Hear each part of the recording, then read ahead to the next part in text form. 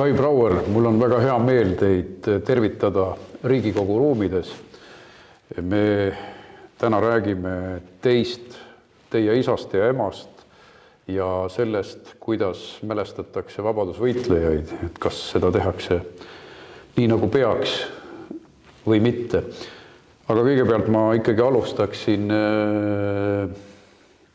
teie isast, sest tegelikult oma ihu silmaga näinud ei ole. Kuidas see nüüd nii juhtus, et oma isa kunagi kohanud ei ole? See dramaatiline 43.–44. aasta määras ka teie hilisema elu väga paljuski ära. Tõenäoliselt jah. Ma ei oska muud selle peale vastata, te rääkisite ju kogu jutu ära. Sellepärast, et ma ütleks, et kogu see sõda, mitte ainult need. Sellepärast, et ma olen ka täiesti veendunud selles, et kui seda sõda poleks olnud, siis mina poleks mina. Sest minu ema ja isa ei oleks kokku saanud mitte mingil juhul, kui ei oleks seda sõda olnud. Aga teie ema, kuidas ta siis kohtus isaga?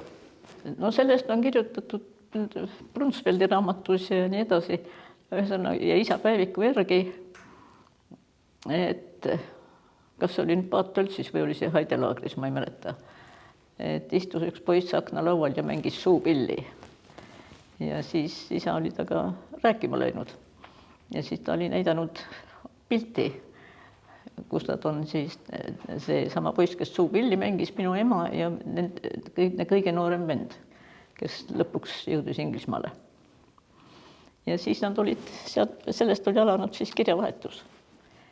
Nii et kui isa esimest korda 43. aasta sügisel puhkusele Tallinnasse tuli ja esimest korda nad teineteist silmast silma nägid, siis nad ka kihlusid. Nii et see oli niisugune. Muidugi ega ema vanemad vist väga vaimustatud sellest ei olnud. Mul on jäänud niisugune mulje. Kust kandist teie ema pärit oli? Tähendab, jah, kust kandist. Sündis Paldiskis vahepeal oma 10-aastaselt vanaisa määrati, ta oli õigeusu preester. Oleks Narva ja 37. aastal nad tulid Tallinnasse. Nii et siis nad pärast sellest ajast peale on ta Tallinnas olnud. Teie vanaisa oli Nevski katedraali viimane preester? Viimane eestikeelne. Viimase eestikeelse koguduse preester oli. Et teil on oma lapsepõlve mälestusi sellest kohast? Nevski katedraalist? Seestpoolt jah, on väljaspoolt ka natuke, aga seestpoolt. Ja ta teenis siis veel ka Nõukogude võimu esimestel aastatel, 44. 48. 49. aastani. Ma olin ikka päris titeeast väljas külastaja ja jõnglane, kui ma siin kirikus temaga käisin mõned korrad. Aga teie ema nägi isa ju tegelikult väga harva, sest see aeg oli selline. No esimene kord nägi 43. septembris, teine kord nägi 43. detsembris, kui nad abiellusid.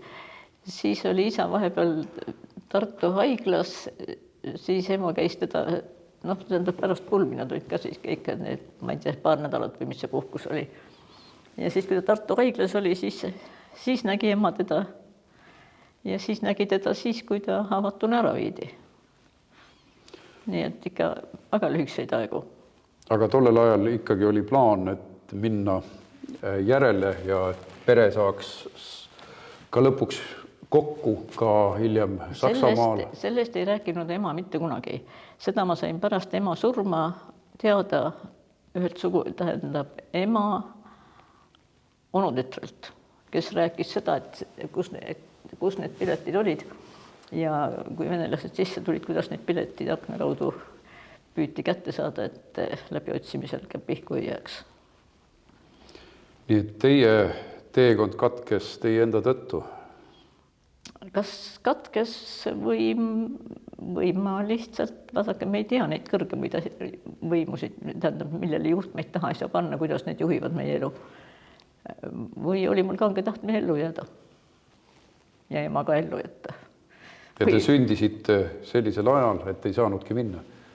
No ma sündisin 12. september ja piletid olid Moeroole. Moero laeva? Moeroole, jah. Mis hukkus? Mis läks põhja, jah. Nii et see oli providents, saatus? Jah. Ja kui lugeda näiteks neid raamatuid, vot see Moero ja need sihtkoht oli ju Gdansk. Ja kui lugeda mälestusi sellest, kui Vene väed sinna peale tulid ja kuidas siis elukene läks, siis võib-olla oli pääsemine see, et laeval ei pääsenud, sest sealt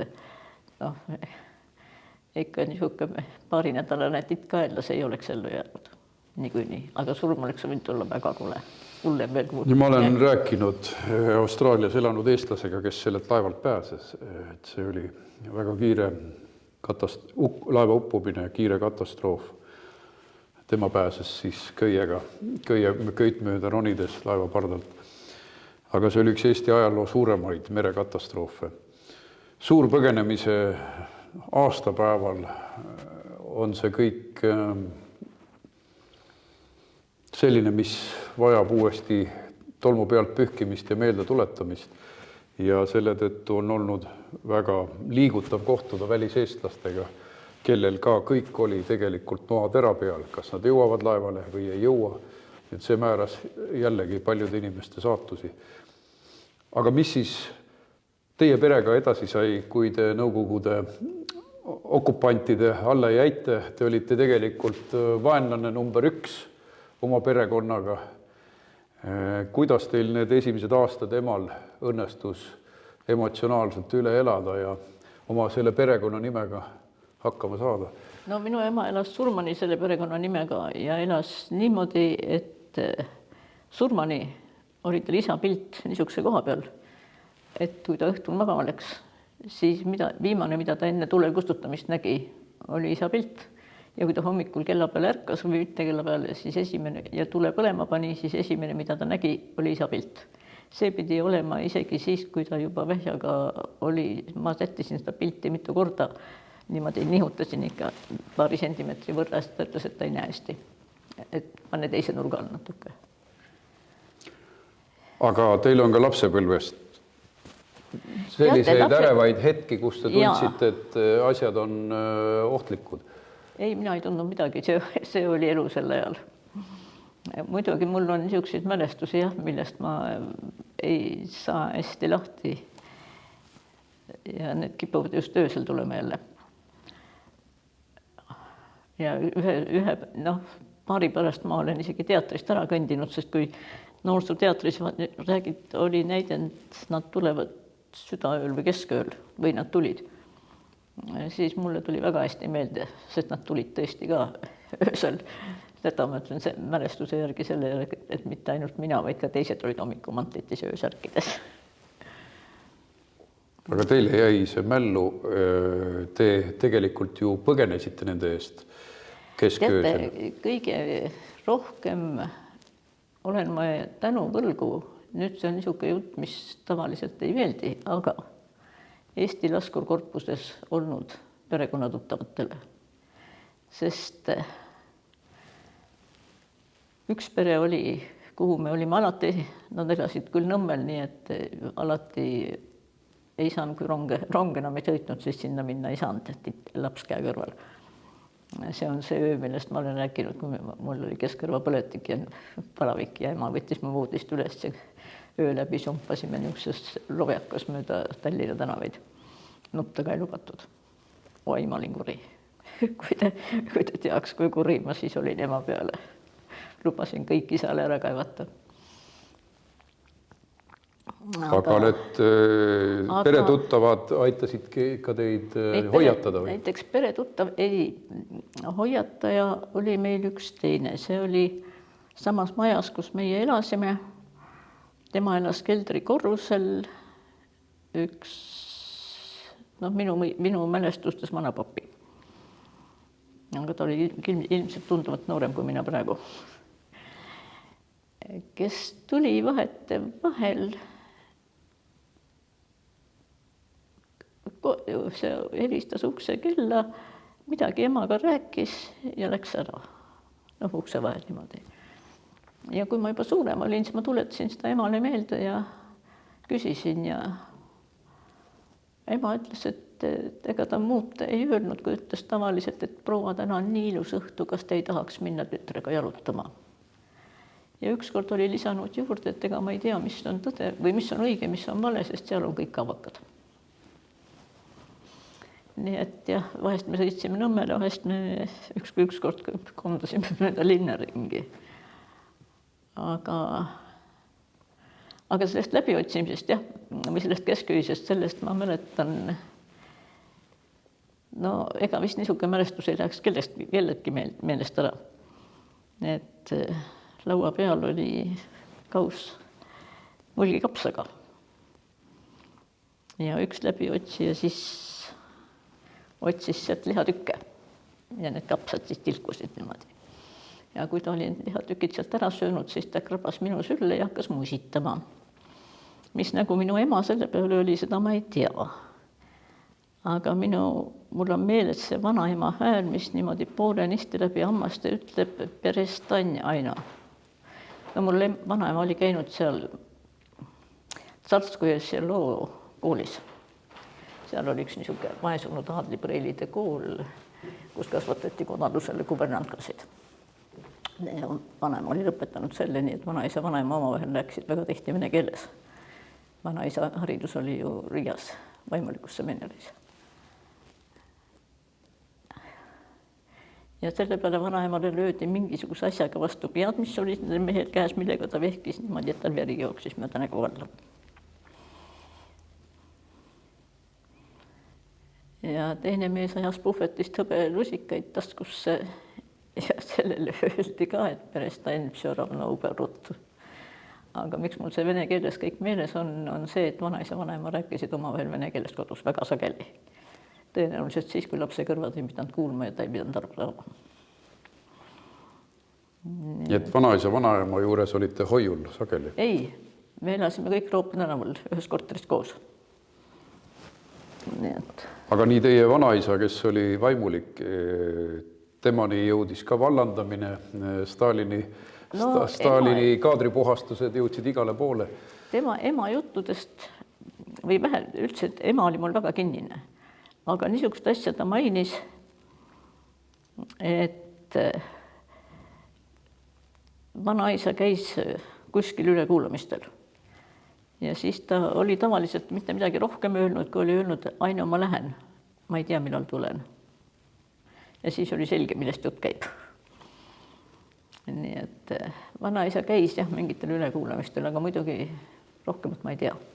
Aga need rahva hulgas liikunud jutud küüditamistest ja kas need jõudsid ka laste kõrvu, et enne 49. aastat juba käisid ju rahva hulgas pidevad kuulujutud, millal hakatakse ära viima? Vaadake, 49 sügisel sain mina 5.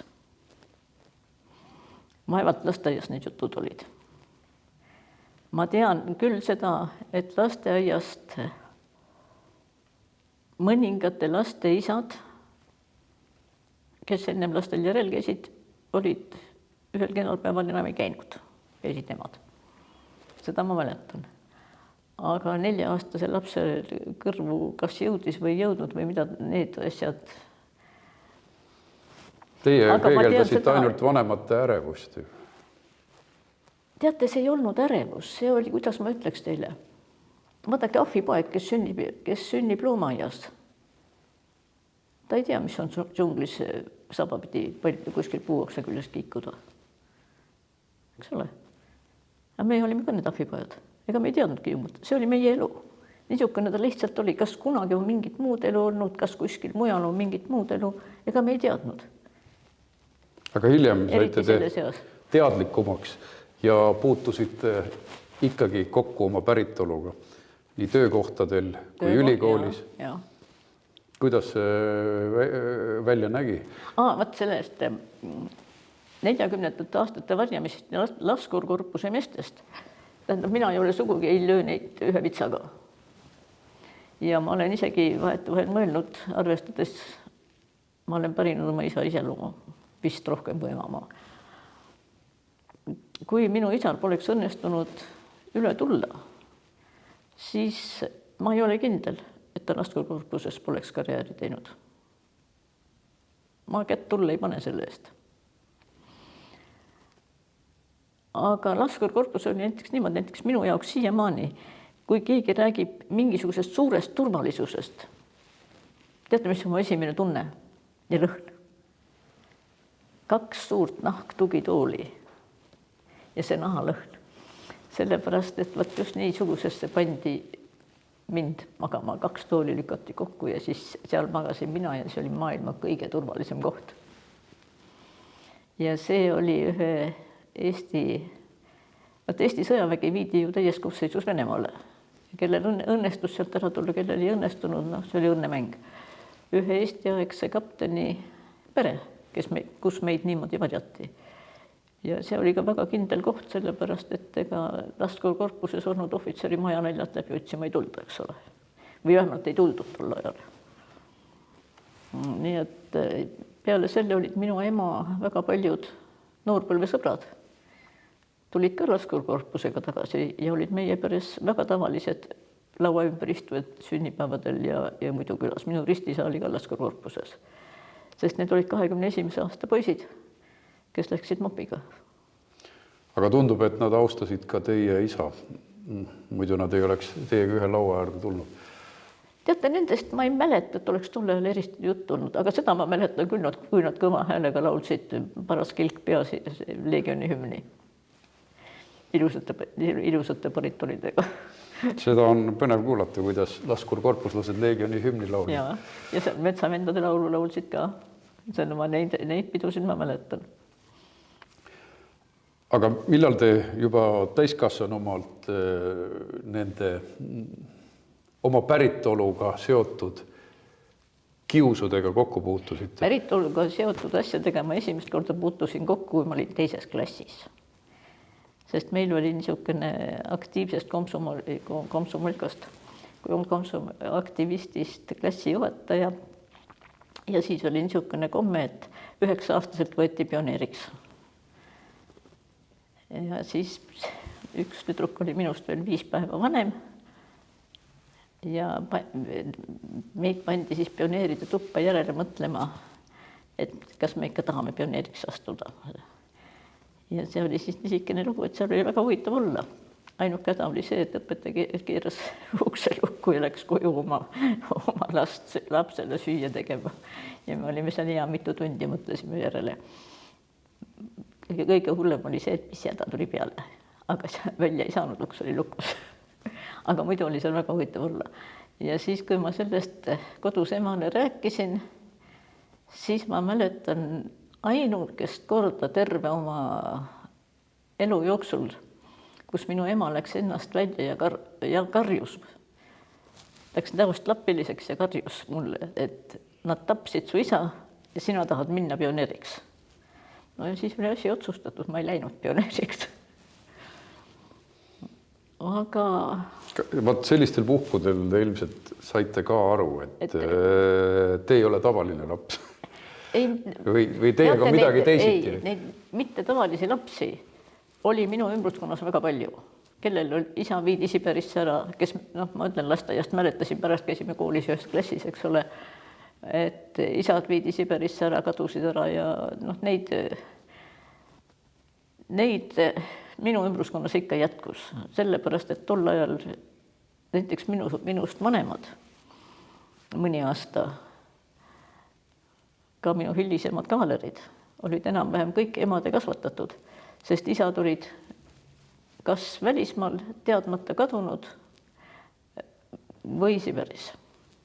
Nii et need minust paar aastat vanemad olid kõik ju isadeta lapsed praktiliselt.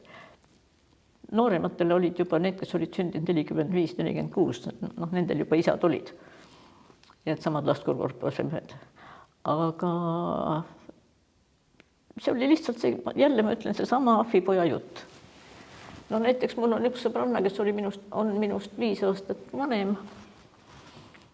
Ja ega me neid asju ei rääkinud oma vahel, nendest ei räägitud.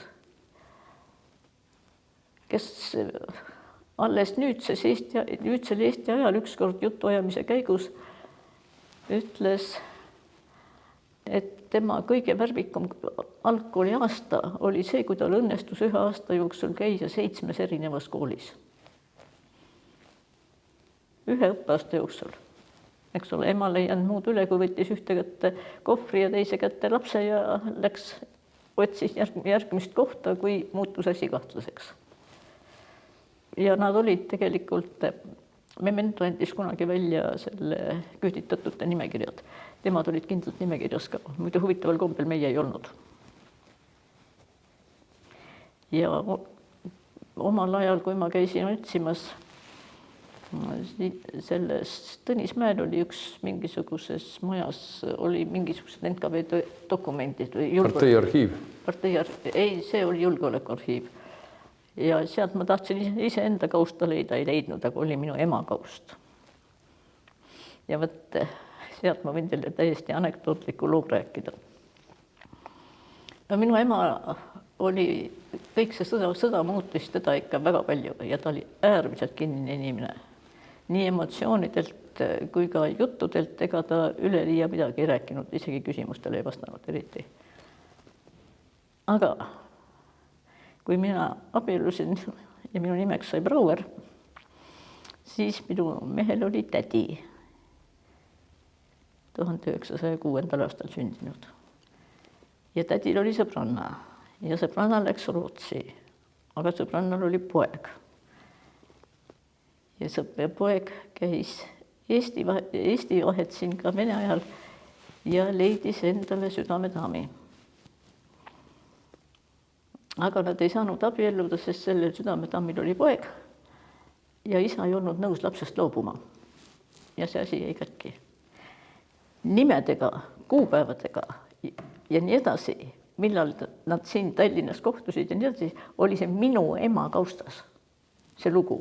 Sealt sain ma teada selle loo. Koos perekonna nimedega kõik need niimoodi. Tähendab, minu ema oli siis ikkagi, ütleme, sellele suurele Nõukogude Liidule nii ohtlik tegelane, et kõik, kusjuures minu ema polnud näinud ei seda tädi Ella sõbrannat, ei tädi Ella sõbranna poega, rääkimata veel selle südamedaamist. Mul ema polnud neid, ma ihusilmaga näinud ja polnud tal aimu, mis nende nimed olnud. Et see toimik oli ikka paks? See toimik oli paks, seal oli palju huvitavaid lugusid. Seal oli ka see huvitav lugu, meil üks ema tädidest jõudis otsapidi Rostokis pärast seda, kui ta tütar vangist lahti sai, tütar oli Ida-Saksas 8 aastat vangis, jõudsid nad Ameerikasse, Ühendriikidesse. Ja sellel tädil oli komme saata suguvõsa kõige nooremale liikmele tavaliselt jõuluks või sünnipäevaks pakikene. Pisike. Ja need pakid olid kõik ükshaaval üles loetud. Ja tavaliselt nii kaua, kui siis see minu pojakal ja kõige noorem oli. Et seal on detski trikotaž I igruška oli tavaliselt kirjutatud, aga ühele kirjeldusele oli tõmmatud rasvane punane joon alla, sellepärast, et asi oli kohutavalt kahtlane, kuna paki sees oli kaart, kus saatjaks on Nina Feder, aga saate dokumentides postkontoris on saatjaks Mercedes Schmidt. Lihtsalt Nina Feder oli siis üle 80 aasta vana, elas kuskil New Yorki eeslinnas ja posti käis panemas seda tema tütar, kelle juures ta elas. Aga see oli niivõrd kahtlane asi, et Tetska ja igruška ja trikotaž, et sellel olid rasvased punased jooned alla tõmmatud. Aga teid ei jäetud ka ülikoolis rahule? Ei, ülikoolis mul mingit muud tüli ei olnud, kui Tartu ülikoolis ma läksin keemiat õppima. Tegelikult alguses meil oli ühe sõbrannaga totter idee, me tahtsime Moskvasse minna keemiat õppima. Tegime kõik eksamid ära ja nii edasi. Ja muidugi siis see ei saanud, mis siis, et tema oli medaliga lõpetanud ja eksamid olid kõik 5. Pärast see daam, kes on need paberid vastu võttis, ütles, et ma ei saanud teile ju ennem öelda, kulla lapsed, ei ole komsomolid, polegi mingit lootust saada. Ja siis nende samade paberitega saime me Tartu Ülikooli sisse. Ja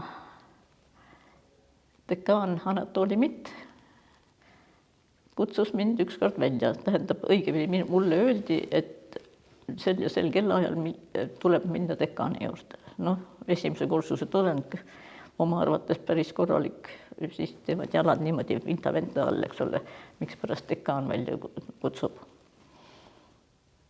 Dekaan ei rääkinud rohkem kui istuge ja sorteeris seal oma pabereid niimoodi prillid poolenisti nina peal. Pilku tõstmata ütles mulle, et Tartu on teie jaoks liiga väike linn, Tallinnas õpetatakse ka keemiat, minge sinna. Mitte midagi rohkem. Aga tol korral ei esitatud ka küsimusi, ei olnud vaja, kõik oli selge. Järelikult mul oli sealt parem ära minna, kui Mitile antakse käsk mind välja lüüa. Eks ole, niimoodi on need asjad.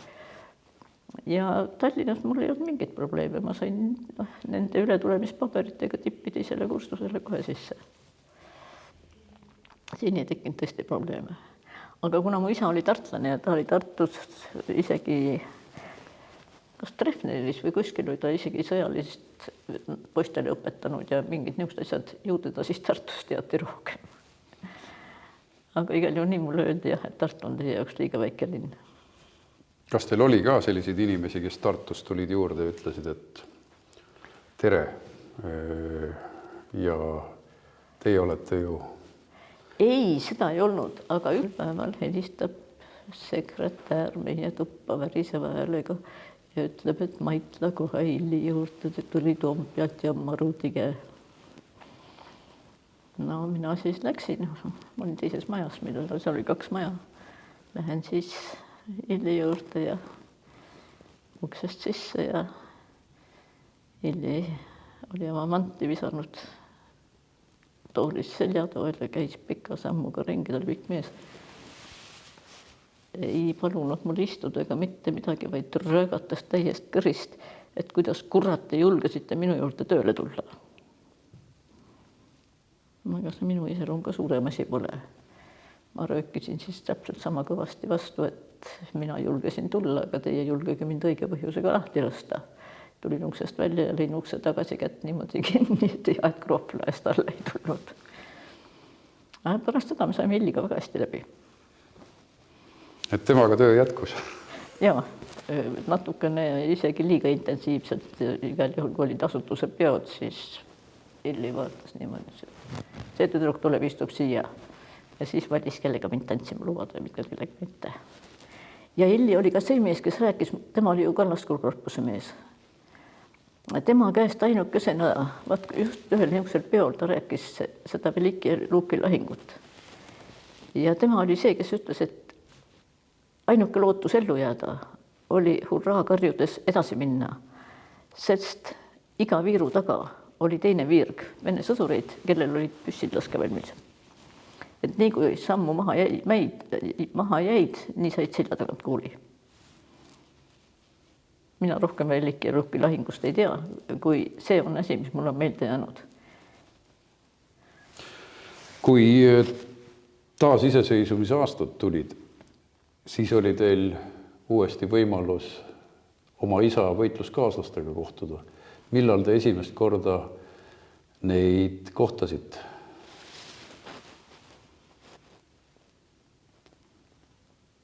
Kas ma võin rääkida kõike jutte või ainult seda, mis on ilus kuulata?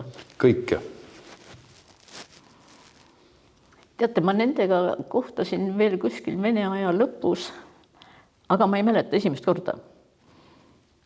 Kui Hannes Valter otsis neid mehed üles ja nendest moodustus nagu mingi klubi moodi ring või midagi niisugust, muide tol ajal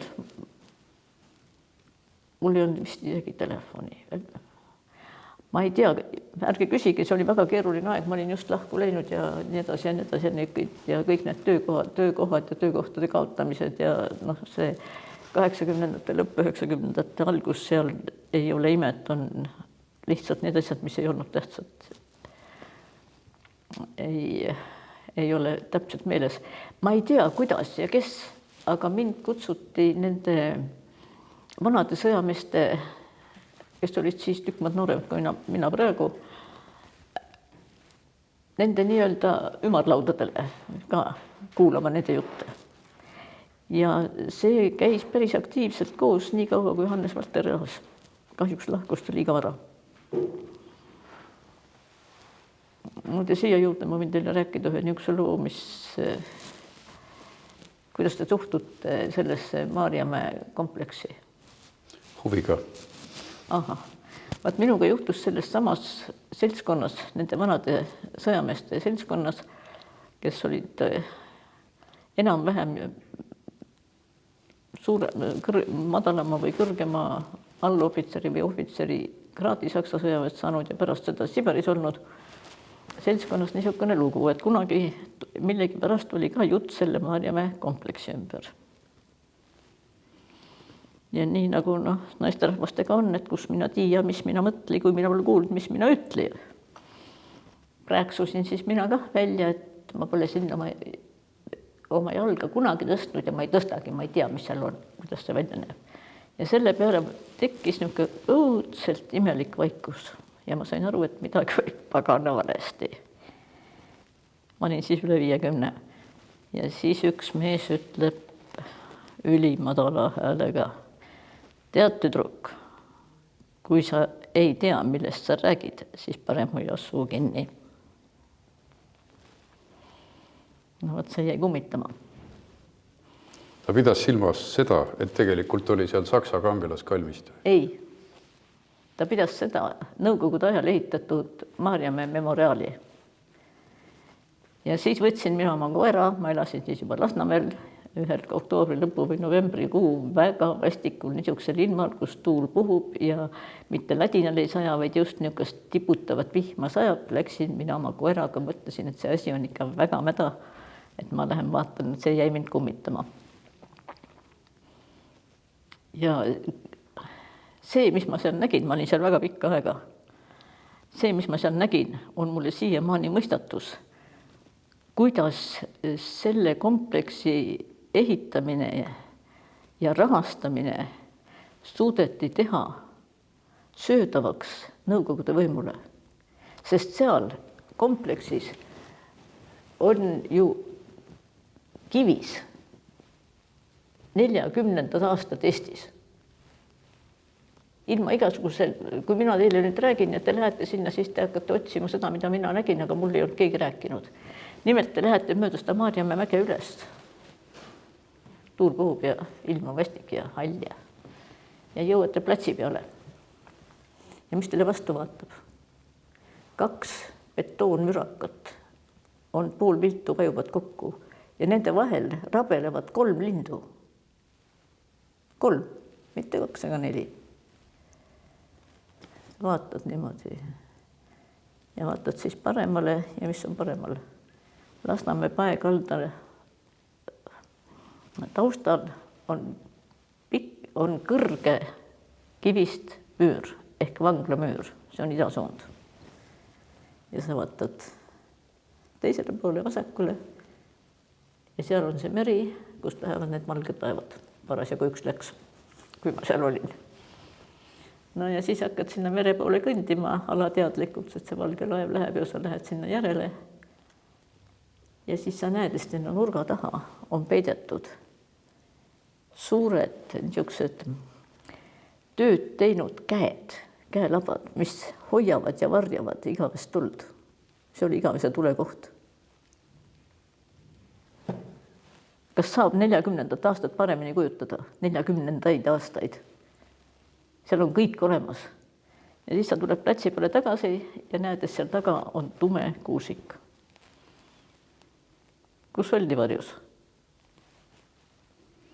Tähendab, seal kompleksis on kõik see olemas, mida muidu sa pead seletama. Ta on visuaalselt olemas, sa ei pea seal mitte mingis keeles, mitte mingi kellelegi seletama, vaid kui ta sinna satub, sest mina sattusin sinna ka täiesti ainult selle peale, et mulle pea suu. kui sa ei tea, millest sa räägid. Ma küsin veel nende kohtumiste teemal teie isa võitluskaaslastega. Ehk siis ainukene mees, kes sellest traagilisest 10. mai 45. aasta hukkamisest pääses, oli tema autojuht. Jah. Kas te saite temalt midagi olulist veel teada? Seekord, kui me käisime selle Leo Tammiksaare ja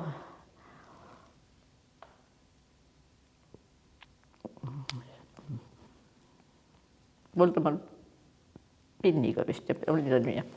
Tema juures, siis ma nägin teda esimest korda ja kuulsin esimest korda kõik seda lugu, sest et mul ei olnud sellest õrna aimu.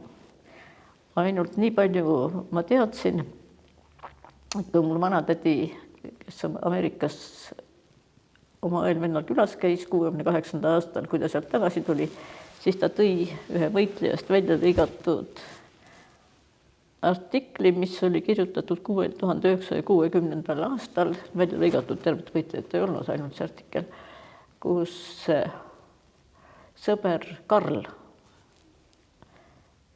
kirjutas 15 aastat Maitla surmast mälestades. Ja ma küsisin ema käest, et kes see sõber Karl on, ja ema ütles, et kus mina tean. Nii et ema ei teadnud, kes on sõber, perekonna nime ei olnud. Sinnamaal ei ole emal veel usku, et äkki on isa kusagil. Sinnamaani mul on, ma ise arvan, et ema uskus. Või vähemalt nootis mingisugusel määral. Kuigi ema ütles vaheta vahel, et kui isa oleks elus, siis oleksime meie Siberis. Noh, ta korra või paar pillas niisuguse lause. Kusjuures see võis alguses venelastele endilegi teadmatuks jääda, sest teie isa hukkus mõrvati seal väga segasel ajal ja ega andmed ei jõudnud. No andmed ei jõudnud, jah. Nii et ja ega siis seal ma mõtlen, et kes see sõber Karl on, sellest pole õrna aimu. Ilmselt mingid jutud liikusid. Vaatajatele, kuulajatele ka, kes täpselt seda lugu ei tea, siis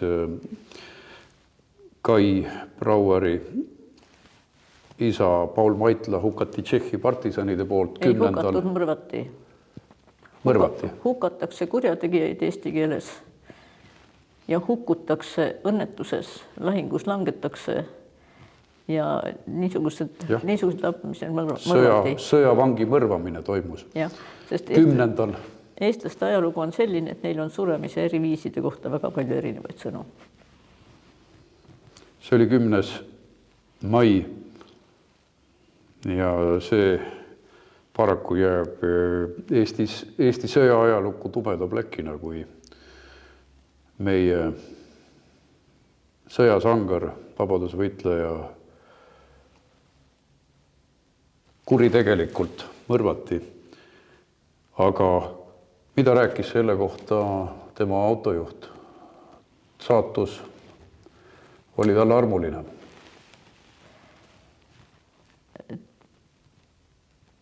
Teate, ma ei saa praegu seda lugu nii täpselt refereerida, sest see lugu on üpris täpselt kirjas nii Pinni raamatus kui ka Brunsveldi raamatus. See jutt ma praegu ei mäleta täpselt ja sellepärast ma ei hakka seda pikka lugu rääkima, kuidas neid kinni võeti ja kuidas neid mööda tänavaid taluti, ühesõnaga sülitati ja loobiti ja kuidas siis neid sealt ära viidi ja nüüd Hanno Ojala andis välja verivaske raamatu Paul Maitla surm.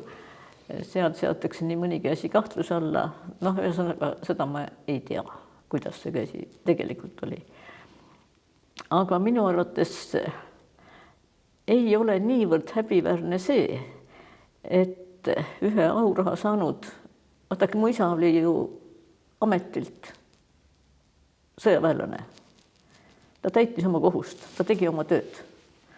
Minu arvates palju häbiväärsem ja palju hullem on see, et Eesti riik ei austa neid noori mehi, kelle elud jäid elamata, kes langesid Sinimägedes, kes Otto Tiefi kutse peale vabatahtlikult läksid Eestit kaitsma.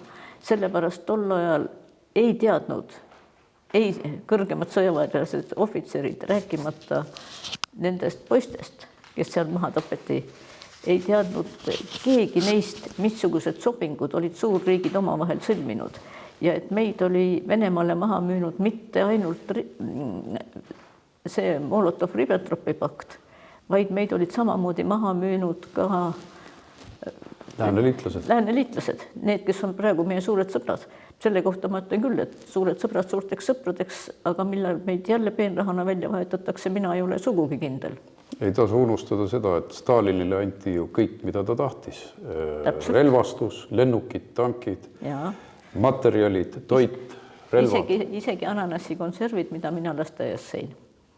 Sest pärast seda ananassikonserve ei olnud, need olid niisugused ilusad ümmargused ja auk oli keskel. Ja see oli lääneliitlaste abi Stalinile, mis oli alles jäänud. Täpselt, nii et niisugust asju pärast seda ma tean, et pärast lasteaeda ma peaaegu Eesti ajani välja läks see aeg, kus neid konserve enam ei saanud süüa. Aga seal oli meil magustööl väga tihti. Aga me jõudsime nende vabadusvõitlejate mälestamise teema juurde, et meil on see olnud üks keeruline teema tegelikult aastakümneid, aga mina mäletan väga hästi 90ndate vabadusvõitlejate kokkutulekud, olid rahvarohked, seal käisid kaitseministrid. Ma mäletan, et mitte ainult Einsel on käinud Sinimäel, näiteks Võru vabadusvõitlejate kogunemisel oli tookordne kaitseminister kohal, Johannes Kert oli kohal kaitseväe juhatajana, see oli esinduslik, aga ühel hetkel hakati kartma ja häbenema. Kas teil on ka selline tunne, et ühel hetkel see asi läks selliseks, kus hakati meie vabadusvõitlejate vaiba alla pühkima? Jah, ja see algas Reformierakonna suurema võimu saamisega või võimule tulemisel. Minu mäletamist mööda, ma võin eksida muidugi aastates, sellepärast, et need käimised olid siis, kui oli Laari valitsus. Kuigi ma ei ole ühegi peaministri kummardaja. Ma Eestis leian, et siin ei ole niisugust peaministrit olnud, kelle ma sügavalt austaks. Aga vaat Kerti ma ei mäleta. Võib-olla ei olnud mind, võib-olla ma ei tundnud teda tol korral ära. Ma mäletan ainult Einselni. Sellepärast, et ega ma iga aasta ka seal ei käinud. Ma mäletan, et Kert käis kindlasti Võru vabadusvõitlejate kokkutulekul, kus ma ise olin, aga Sinimäel on neist palju vähem sattunud. Sinna kõige suuremasse lahingupaika, mille kangelasena me mäletame teie isa, kes sai rüütliristi kavariiliks tookord. Ja ma käin ka ise pea igal aastal seal juba aastakümneid ja võin öelda, et ainult üksikud Riigikogu liikmed on seal käinud ja käivad edasi, aga kus on meie kaitseministrid, kus on meie peaministrid, näiteks Lätis legionäride kalmistul, ma nägin Läti ministrit kohal, see on hoopis teine suhtumine, et on võimalik vääristada, austada, häbenemata, pugemata kellelegi. Te räägite Lestenest. Jah. Vaadake Lestenes, kui ma Lestenes olen, siis ma ütlen seda, et ma tahaks olla lätlane. Sellepärast, et need betoontahvlid, mis seal kõrval on, seal on langenud ükshaaval nimeliselt sünni ja surma aastaga kivisse raiutud. Meie teeme siin kirbutsirkust ühe täiesti inkognito lihtsalt saksa kiivriga oleva mehe pärast peaaegu, et nii kui Eesti riik hakkas kokku kukkuma, kui niisugune kivi, üks väike kivikene pannakse kuskile maantee äärde.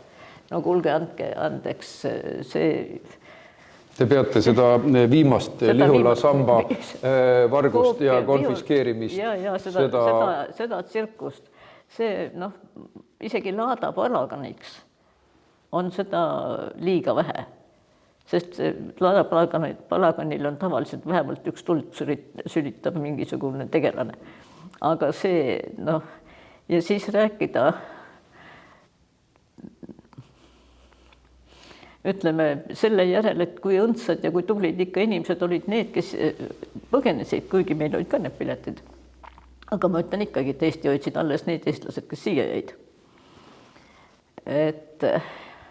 Ja neid siis käivad presidendid ja kõik austamas ja kummardamas ja ma ei tea, mida kõike.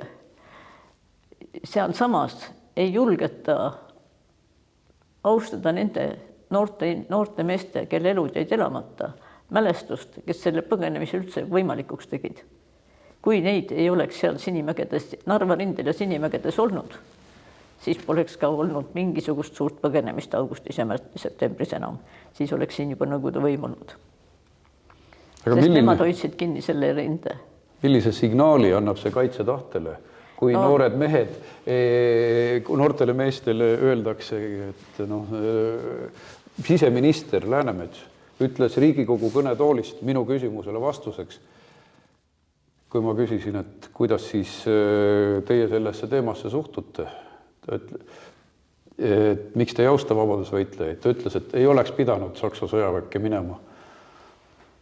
Milline on see signaal riigi kõrgema juhtkonna poolt? Ja peaminister Michal jättis 3 korda vastamata sellele samale küsimusele, et keda kujutasid sinimustvalge vapikilbiga mehed 44. aastal. Teate, mina ütlen selle kohta niimoodi, et minu arvates, muide minu pojapoeg on kaitseväes tegevteenistuses, mitte lihtsalt aegateenimes. Ja on praegu Iraagis. Tuleb see oktoobris tagasi. Aga mina küsiks selle kohta, et andke andeks lugupeetud riigikogujad ja muud tähtsad mehed. Milleks osta 1,6 miljardi eest mingisuguseid pauku tegevaid asju, kui te teete samal ajal propagandat, et kulla inimesed, kui te tahate väärikad eestlased olla, siis laske jalga. Kus on need nupule vajutajad, kes selle kalli laskemoona sinna õiges suunas välja lasevad? Kui ajupesu on selline, et kodumaa kaitsmine on niisugune vääritu tegu, mille eest tuleb siseminister ja isiklikult peab sekkuma, et mitte neid kodumaa kaitsjaid austada, siis on ju mõttetu pidada kaitseväge. Milleks me seda peame siis? Sest kui tuleb järgmine valitsus, siis on nad jälle tõrvatud. Me elame siia ma ütleksin seda, et niisugust Saksa sõjaväes olnud meeste tõrvamist, Stalin suri siis, kui mina olin 8-aastane, ma mäletan seda Stalini surma väga hästi. Sest niisugust pidu meie majas pole korraldatud, nagu seekord minu ema korraldas või meie korteris korraldati, kus muusika mängis ja tants käis niimis hirmus. Ja aknad olid pärast, ema küll hiljem kunagi ütles, et tal oli pärast seda tükk aega süda saapas ääres. Aga me elasime niisuguses aukulis, kus ei olnud ilmselt pealeväepäid ja pidu käis rohkem kui ühes majas. Aga niisugust Saksa sõjaväes olnud maha tegemist ja vaenamist mina ei mäleta terve Nõukogude aja jooksul või Vene aja jooksul siin Eestis, kui praegu on see teema võetud üle. Ja mille pärast? Tähendab, Saksa relvad olid meil, aga Saksa relvad olid ka soomlastel. Aga soomlased, ka meie siit ära läinud Soome põgenenud poisid, kes tulid augusti lõpus siia, mida sa enam päästad, kui pool Eestimaad on Vene sõjaväes. Tähendab, relvad olid mõlemil ühed, ainult teistel olid teistmoodi püksid jalas ja kuup seljas. Mis siis eestlased oleks pidanud minema oma takustes, linastes, särkides või? Ilma kiivrita. kuidas nad oleks pidanud venelaste vastu võitlema. Vabandage väljendustega, kas pall ja peega või? Sellepärast, et ei olnud ju Eesti mundrid enam. Eesti munder oli ju 40. aastal, kui venelased esimest korda sisse tulid, võeti Eesti sõjaväelt ju munder kohe ära, pandi Vene mundrisse. Kusjuures on need, kellel säilisid, Saksa ajal lubati neil Eesti vormi kanda. Ma olen 44. aasta põgenemise ajast näinud veel, et mehed on väljas Eesti vormiga. Ja, aga seda ei olnud nii massiliselt, et seda tähendab, kellele ikka armee andis riietuse, andis ta Saksa vormi, eks ole. Aga see on märkimisväärne, et Saksa ajal lubati Eesti vormi kanda. Ehk siis, kui laskurkorpuse meestelt oleks leitud seljakotist üks sinimust valge ümbrik, see oleks olnud otse tee Sibirisse. Ja kui me vaatame korraks veel seda kaitsetahte küsimust, siis ma olen kogu aeg tõstatanud ja meie erakond on tõstatanud seda, et kui Ukrainast tulevad ajateenistuse, mobilisatsiooni alla kuuluvad mehed, Vaat seda küsin mina ka. Meie asi ei ole neil ju toetada seda põgenemist. See on ju ka vale signaal meie noortele meestele ja neid on ligi 10 000 Eestis. Tähendab, mina ütlen seda, et jah, naised, lapsed, sest Ukraina vajab pärast ka siiski tagasiminejaid. Aga see, et mopi alla kuuluvad mehed leiavad meil desertööridena varjupaika, see on minu arvates kurjast.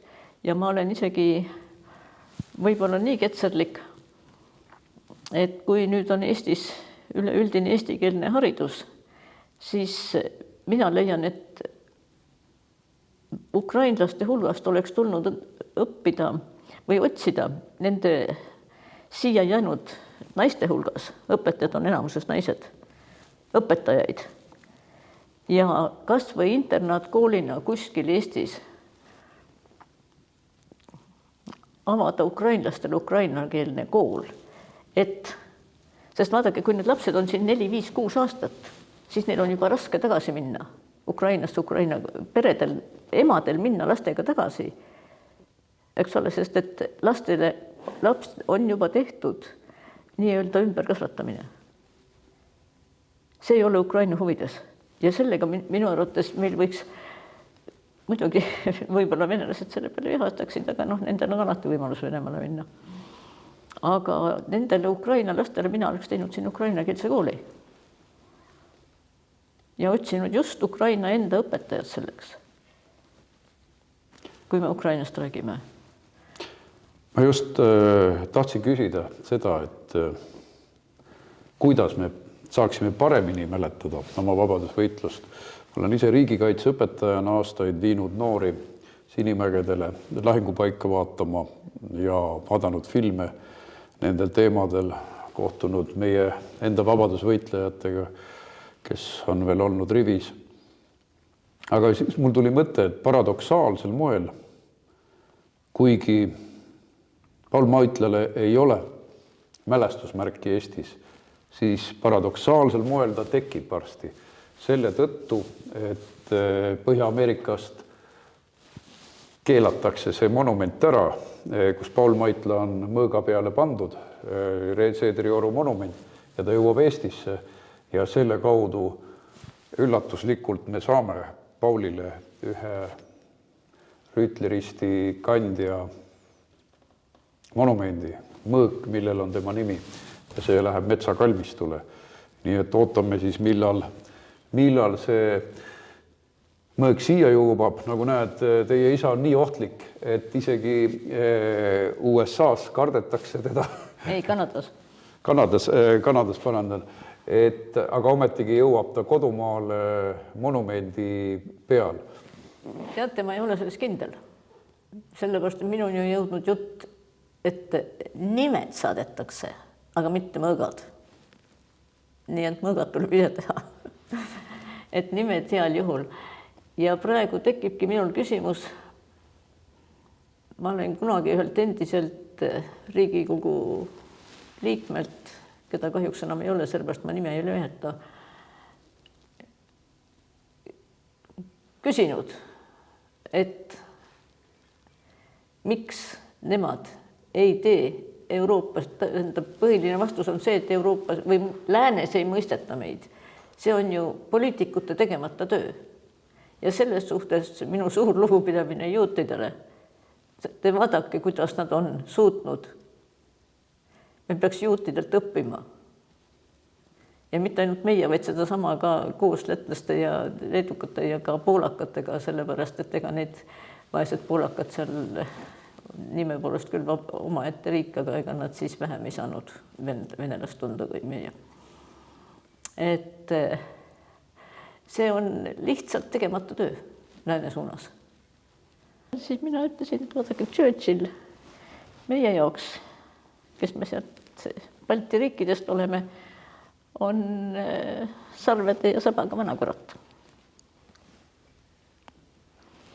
Miks? Ja siis ma lihtsalt rääkisin neile selle, ei rohkem ega vähem, kui selle küüditamise lood. Aga ma rehkendasin seda rahva arvuga protsentides ja tõin näited niimoodi, et juhul, kui see oleks Inglismaal või Ühendriikides olnud, kui palju rahvaarvust ja protsent, mis küüditati, oleks olnud. Ja vaat siis kukkusid noortel suud lahti, sest sealt tuleb päris kobedad, kopsakad numbrid. Kui see protsent arvestada just nende alla kirjutanud inglaste ja ameeriklaste kaela, et kui see oleks nende riigis juhtunud, siis oleks olnud nii ja nii palju miljoneid. Ja siis nad vaatasid mulle suurte silmadega otsa, see jutuajamine, see tund venis tunni asemel 3 küsimuste ja vastuste õhtuks ja ütlesid, et nad pole elu sees mitte midagi niisugust kuulnud. Et see on esmakordselt, kus nad niisugust juttu kuulevad. Aga see ongi suurepärane näide, mida me tegema peaksime. Me peaksime oma raamatuid ka inglise, saksa, rootsi, soome keeles välja andma, oma ajalugu tutvustama. Et suur tänu selle eeskuju näitamise eest. Viimane näide oli lihtsalt suurepärane, mida me tegema peaksime selle asemel, et Riigikogu kõnetoolis häbeneda oma vabadusvõitlejaid, oma rahvuskangelasi. Et meie teeme seda tööd edasi. Hea Kai. Aga ma tahaks natuke täiendada ja see on nüüd küll, selle jutud on võimalik, et te lõikate pärast välja. Mind täiesti huvitab, kust kohast tuleb meie valitsusele juhtnöörid. Esiteks, see on muidugi seal, ma pean teiste meeste käest küsima, et kuidas teati, et niisugune auto niisuguse sellega maantee peal sõidab. Aga teine küsimus on see, et kust tulevad need käsklused. Kas need tulevad kellegi härra Wiesenthali sõprade seltsist, nii Kanadasse kui meile? Või kust tuli teade, et teid peab hakkama Sinimägedel kimbutama hümni laulmise ajal? No ei, mingi kimbutati pärast. Teised olid hümni laulmise ajal ära viidud, sest mina istusin nurka taga päiksevarjus. Sellepärast ma esimese hooga neile ja mind kimbutati alles siis, kui teised juba mäest üles tulid. Aga sellest ma ei teeks mingit erilist numbrit. Aga minu arvates see, et Kanada riigist tähendab kuskil mingi sõprade selts. See on nii nagu Eesti Leegioni sõprade klubi. MTÜ, eks ole. Kanada riigile kirjutab ette, missugune monument võib eramaa peal olla, missugune mitte. Ja siis selle järelkajana jõuab see Eestimaale. Siis ma küsiks, et kus on nööritõmbajad? Ja kes meie riiki siis tegelikult juhivad? Kui niisuguseid asju selle asemel, et selgitada, mis asi see on, kibe kähku korjatakse maantelt ära, tehakse sellest mingisugune peaaegu riigi kukutamise show ja nii edasi. Läänemets ütles selgelt ju, et ei tekiks ohtlikku olukorda. Vabadusvõitluse mälestamine on muutunud ohtlikuks Eesti Vabariigis, aga ma loodan, et Eesti kodanikud teevad seda eraalgatuslikult seda rohkem, kui riigijuhtide jalad värisevad ja ja nad täidavad kellegi teise käsku või väristavad mõttelise hirmukujutluse ees kedagi kartes väristavad jalga. Teate, aga mul on teile üks palve. Kui te oma Riigikogu ja raske töö kõrval vaba aega leiate, käige siis koolides. Ja mitte parteipropagandat tegemas, vaid seda sama riigikaitselist tööd. Rääkimas sellest, et mis on ikkagi Eesti riigi väärtused, mille eest tuleks seista, mitte häbeneda. Ma arvan, et teie sõna koolides mõjuks paremini, kui igasugused tänapäeva noored ei loe. Nad ei loe mälestusi, naljalt ei loe nad ajalehti ega muid asju, nii et need jutud, mis me siin räägime, noorte puhul on see peaaegu kurtidele kõrvadele. Suur tänu hea nõuande eest. Aga ma mõtlen seda väga tõsiselt, sest minu arvates meie poliitikute tegemata töö ongi ja mitte ainult teie, vaid ka kui te leiate neid, kes on nõus seda ja kes on jutumehed, kes oskavad hästi rääkida.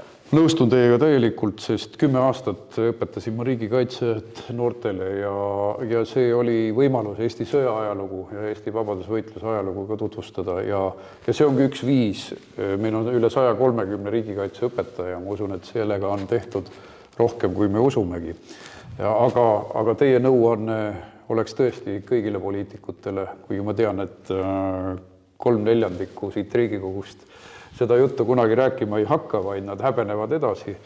Aga ma annan selle kõigile rahvuslikult meelestatud poliitikutele edasi, käige koolides. No kui teie fraktsioongi käiks, oleks ka juba.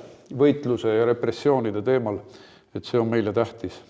Ja veel kord suur tänu tulemast rääkima, nii et teie olete samamoodi sõnumikandja kõigile.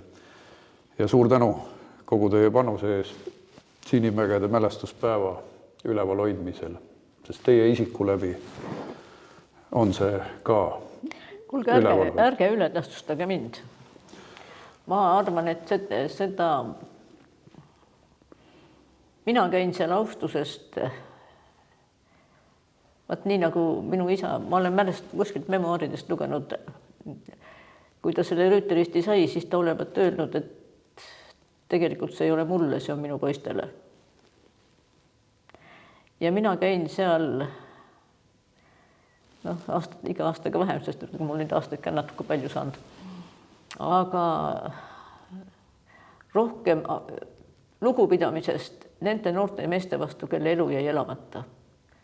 Sellepärast, et kui te loete seal neid 39-45 sõjasurmad, 19, 20, 21 on surma kuupäevad või aastad. Ja neid ei ole mitte vähe. Need poisid võitlesid ja kaitsesid Eestit. Mitte need, kes tulid augusti lõpus Soomest tagasi ilma relvadeta, vaid need, kes langesid Sinimägedes. Need kaitsesid Eestit ja need võimaldasid ka nendel, kes siit ära läksid, ära minna. Ja ma ütlen ikkagi, et Eestit kaitsti Narvas ja Sinimägedes ja Eestit hoiti nende samade pihkude vahel, mis Maarjamäel on, Eestis, mitte kaugemal. Kui me kõik oleks põgenenud, siis siin oleks olnud Glubokka ja Rost. Suur tänu! Ma ei ole poliitkorrektne, ma ütlesin, hoiatasin teid ette. Aga sellist juttu, mis ma tahtsingi. Siin majas on seda poliitkorrektsust siiamaani. Muidu me seda parteid ei teeks, kui me tahaks poliitkorrektsed olla.